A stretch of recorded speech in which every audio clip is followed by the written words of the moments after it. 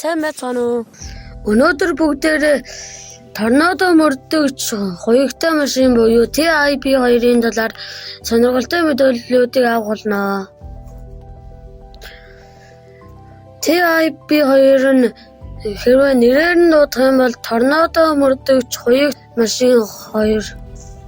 Яадаг вэ гэхээр албаар торнадогийн урд очиж зогсоод тэгээд дотор нь ороод хэр их даралтай, хэр их сэлхний хурдтайг бичлэгээр илрүүлж төхөөрөмжөөр илрүүлдэг. Ингээ бичлэг хийснээр яах вэ гэхээр эрдэмтэд нотлох баримт цуглуулахад тусалдаг. Дээрээс нь бас кино хийхэд бас тусалдаг.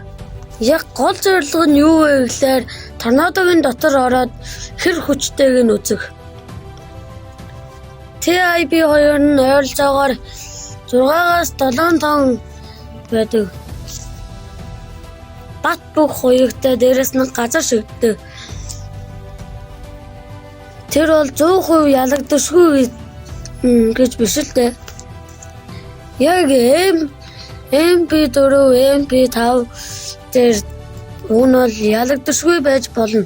Гэхдээ зогцсон том асар том төмөр хог хаягдaltaй мөрөлдөх эсвэл хүнд ачааны машин энтертэй мөрөлдөх эсвэл яг зоож явахад нь торнадо ороод ирвэл хийсэн магадлал маш өндөр байдаг.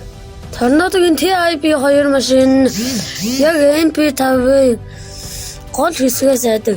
Төв хэсгээс зайлсхийдэг. Учир нь MP5-ыг ямар ч машин дийлдэггүй.